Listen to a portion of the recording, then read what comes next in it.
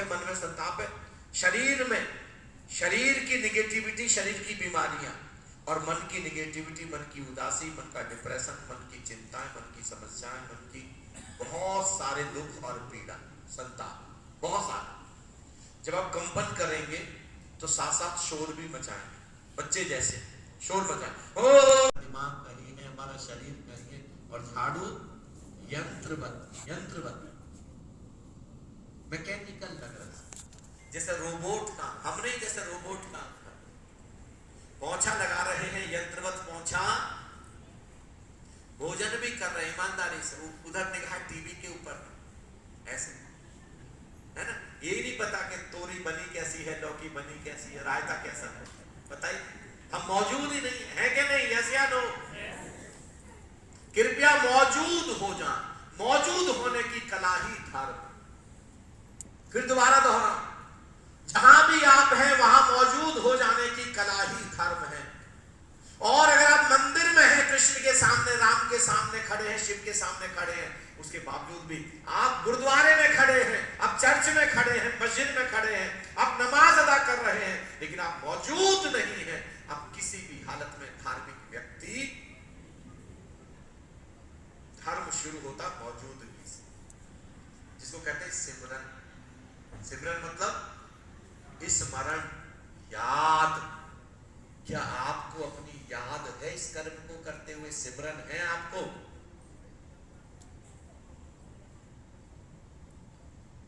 अगर कोई भी कर्म करने, ये सीखें यहां पर, जब भी हम कोई प्रयोग करेंगे, अभी आप मुझको सुन रहे हैं, आप 100% यहीं मौजूद।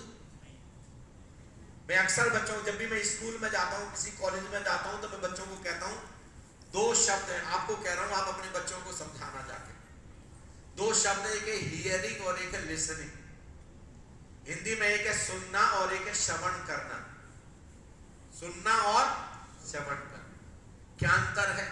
क्या अंतर है वो बताएंगे? What is the basic difference between hearing and listening? बेटे, ये बिटिया, क्या नाम है बेटे आपका? भाव्या। कौन सी क्लास में बेटे?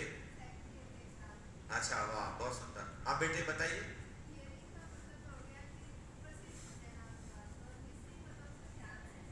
अच्छा, बहुत सुंदर।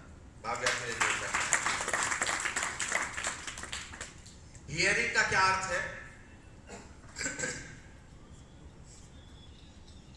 आप यहां पर बैठे हुए हैं, आपके कान हैं, आपका शरीर है, मैं बोल रहा हूं, आपके प्राण कहीं और मौजूद है। आप घर के बारे में सोच रहे हैं, पत्नी के बारे में, पति के बारे में, आप भाई के बारे में, मिठाई के बारे में कुछ सोच रहे हैं। आप, मेरी आपके कान तक पड़ रही है, लेकिन वो 100% आप उसको receive, this is hearing. Listening का मतलब है आप पूरे प्राणों से, पूरी आत्मा से, पूरे हृदय से, हर तरीके से यहां पर मौजूद हैं, और जो भी मैं बोल रहा हूं उसका एक एक शब्द आपके भीतर उतर रहा है। This is listening.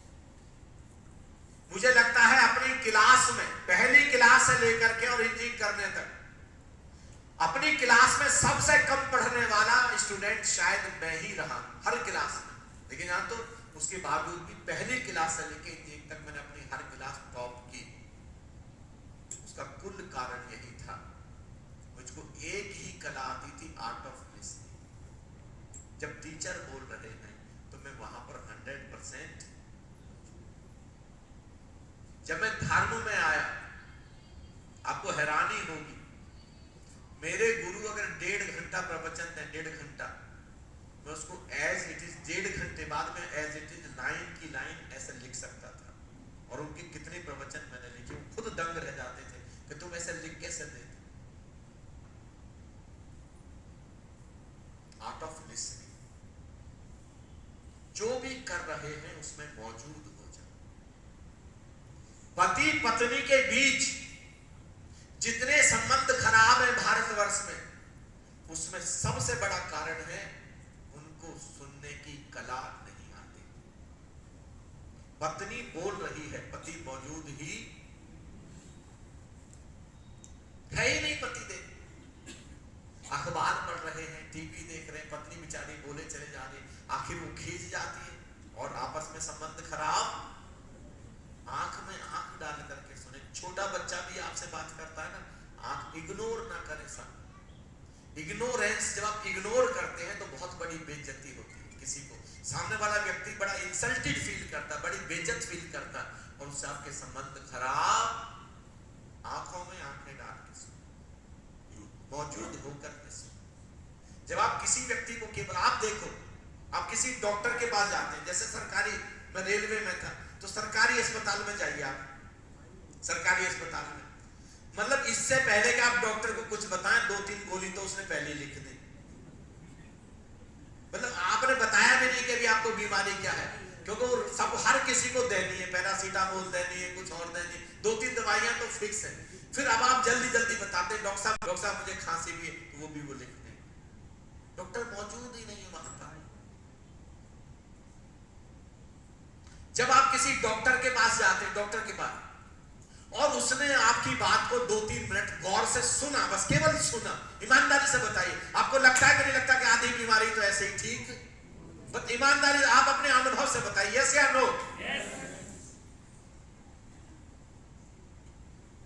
दूसरे की बात को गौर से 100% मौजूद होना।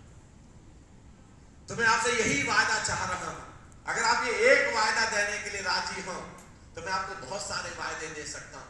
अगर ये एक वायदा देते हैं तो मैं कहता हूं आप जितने भी दुख, जितने भी पीड़ा, जितने भी संताप, जितने भी दर्द, जितने भी समस्याएं, जितने भी चिंताएं लेकर के आए हैं ना, 3 दिन बाद इस हॉल में, 3 दिन तो छोड़ो, आज शाम को इस हॉल में छोड़ के ही घर जाएंगे तो नाश्ते में जाएंगे।